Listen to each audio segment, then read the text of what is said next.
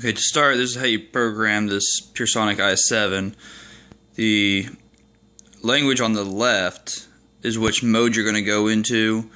The number on the right is how you select some of the functions. So, to set today's date, you're going to hit the clock button right here, or correction, the one right above it here, for clock, until the 2 starts flashing. Then you come back to your remote and you push which day it is. Monday is 1, Tuesday is 2, Wednesday is 3, and so forth till it goes forth. Same thing, and when you're done you hit the enter button there and it confirms it. Same thing with like to schedule it. This was kind of a weird one here. You have to hit schedule and you'll see the numbers down here, the 1 through 7 start flashing, and you can either put them or take them off. So like right there I push 2 to take off Tuesday, or I can put it back on. You see it's flashing. Alright, now I've got it all programmed for the day of the week and schedule. I'm going to go ahead and just let it run, and I'm going to just switch down here by hitting the auto button and let it go.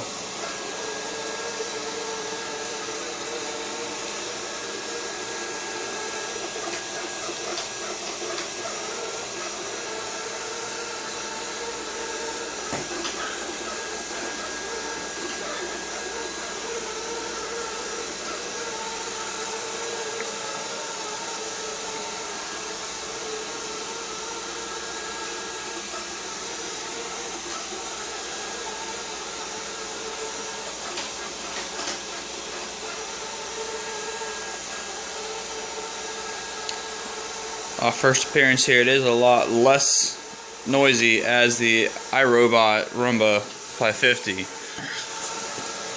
but it seems to also move slower.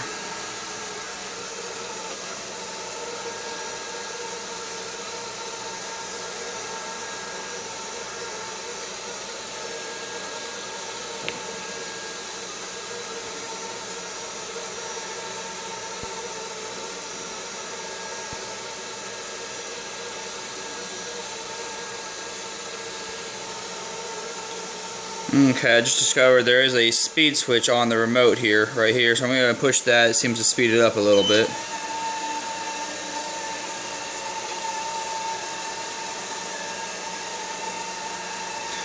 And this is in the auto mode, which the manual did read that it will switch between some different modes of how it operates, from going towards the wall to during a spin cycle, and basically figures out what's best for the room by its sensors.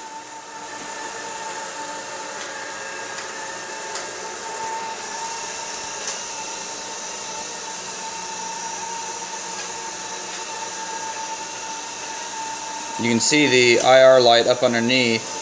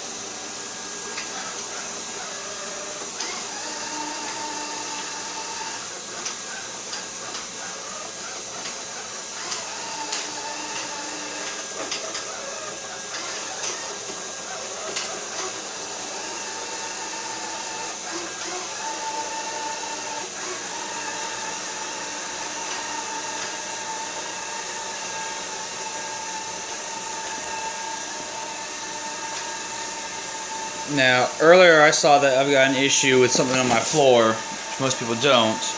I'll drive you over to it here. It's going to be this part over here. As you can tell, it's got some small rocks in it, and this was causing an issue earlier with it trying to get into the room. So I'm going to see how it goes with it.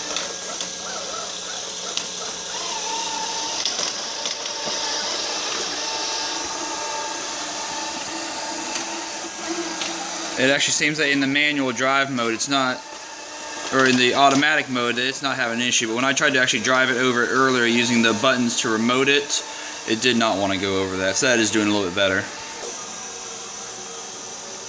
This is going up on the mat, which is nice. It does seem to be doing a little bit better job cleaning that mat off than the roomba did. It has been going up and down. It's done a couple circles and now going back across the other side of the floor.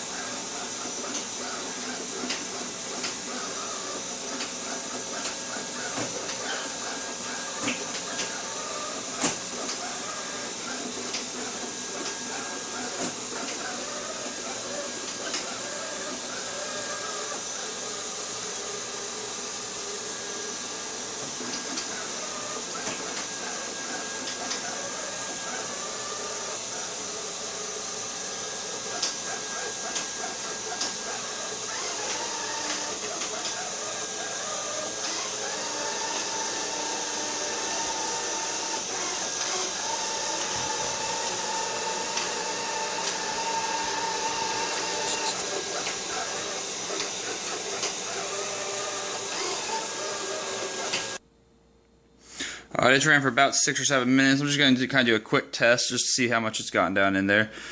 And it's picked up a fair amount down below, kind of what's expected. So it's hard to see in there, but there's a little bit of dust in there, so it does seem to be doing its job the same.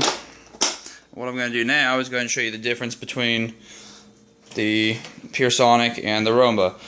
Obviously, as I said, it sounds a little louder, so I'll go ahead and show you the difference here. Here, it's definitely a lot louder in operation. And what I'm going to do is go ahead and turn on the Pursonic also, let them both run at the same time.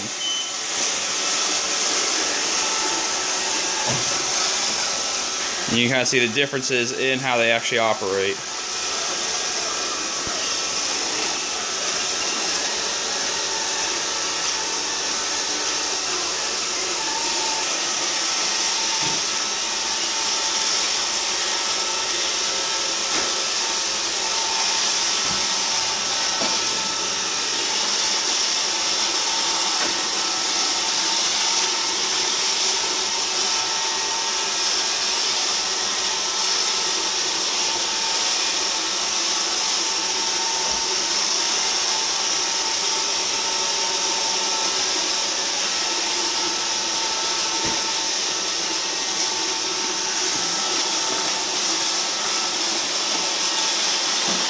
As you can see, the Pursonic seems to be a lot more methodical about staying near your corners, where the irobot just wants to go every which way possible.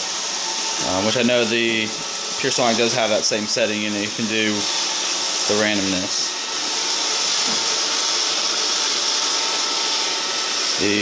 The front spinning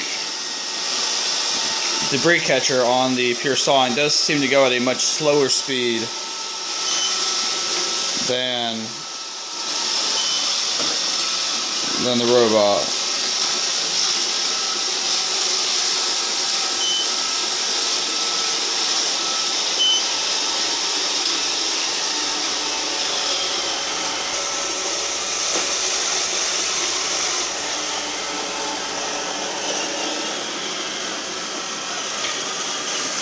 As you can tell, the roomba just turns and goes, and the Pursonic seems to make a little bit more methodical choices as how it goes, trying to cover a little bit better spacing.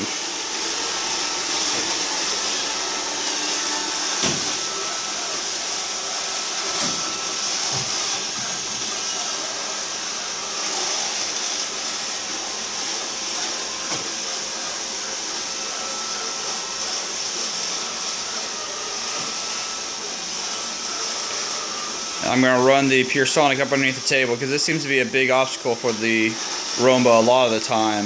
Is once it gets up in there, it just seems to stay in there for a few minutes, trying to make its way around every little corner. So you should see the difference on that part.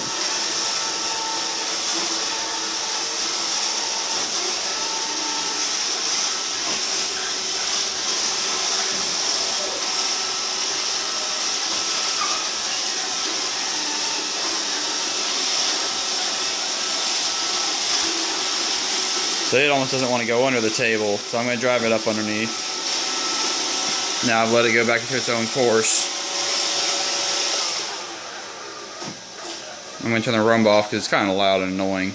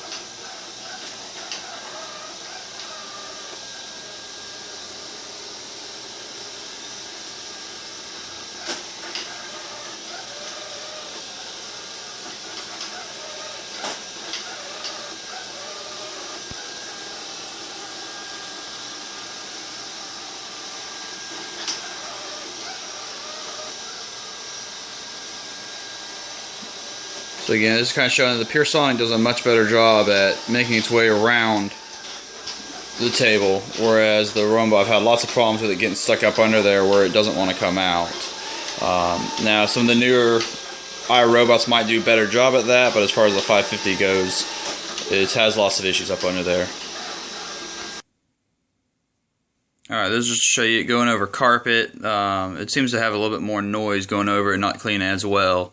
Sounds like it's almost struggling when you can hear it hit the carpet. I don't know if you guys can hear the audio change on this.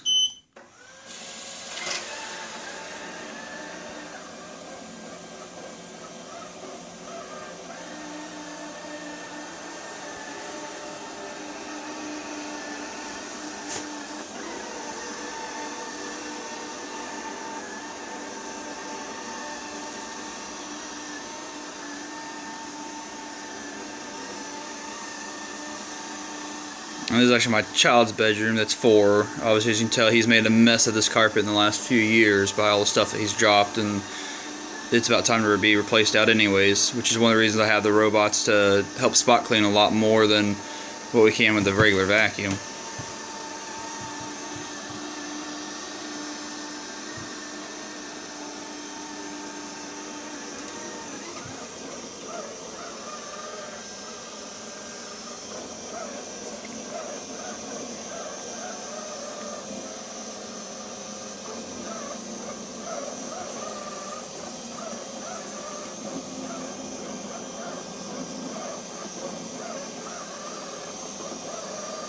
The Pursonic seems to use its IR sensors a lot better than the roomba. The roomba seems to use a lot more of its bump sensors.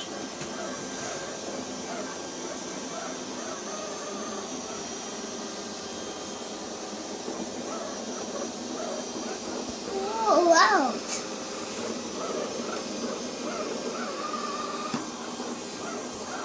Touch him.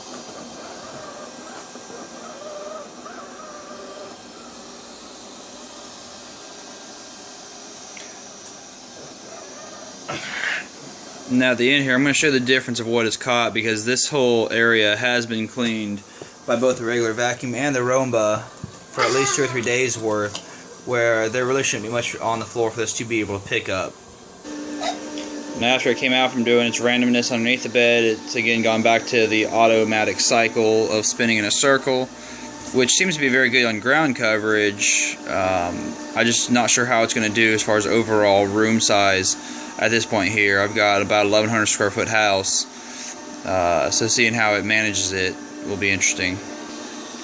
I don't know if you can see the circle pattern that it's made in the carpet. That's obviously from it going in a circle, but if you look close, you can see over here, I'm using my foot here, the distance right here is about 2 to 3 inches, where over here it's almost down to 1/2 inch to 1 inch. So it's not doing an exact circle like you would think. It's actually making kind of a teardrop circle.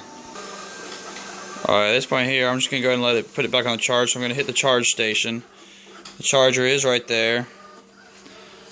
And the room is around here, so it should have the IR sensor from here already. I'm not trying to give it a challenge that it can't get. but I know I did express my concerns with how this charger is.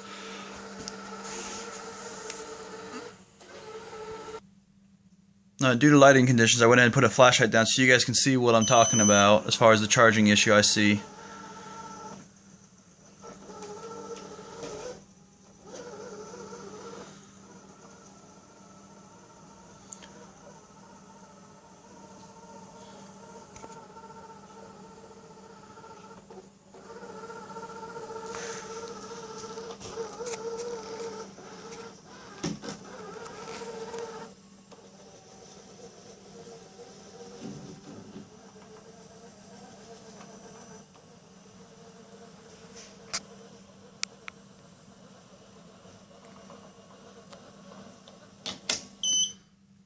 So this time here, it is set at the right level, so it did connect in.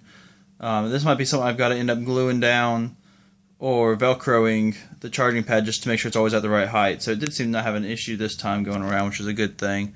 Let's see how much dirt's collected. Alright, like I said, I started this right at about a 9:30 time frame, so it's ran for about 28 minutes so, give or take. I'm going to take out the tray here, and we'll see how well it's done.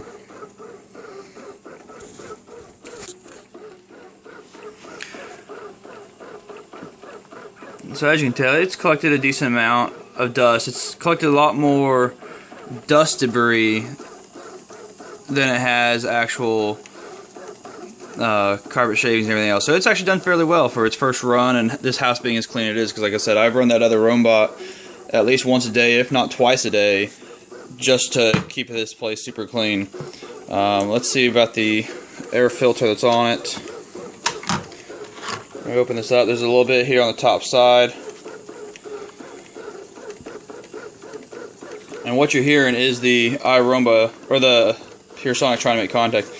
So, try to get the right angle here. As you can see, it's got a good layer of that film buildup, which is, you know, common for the roomba also. And since this started doing it since I took out the tray, as you can see, what's basically happening in there is the metal contacts are not coming at the right height, and I'm not sure what's causing it exactly, minus the carpet. So I'm going to insert in that back tray. Obviously you can tell it's still not wanting to make contact, so if I pull this off a little bit, I might have to re-hit the button to let it charge. Let's try it again and see what happens this time.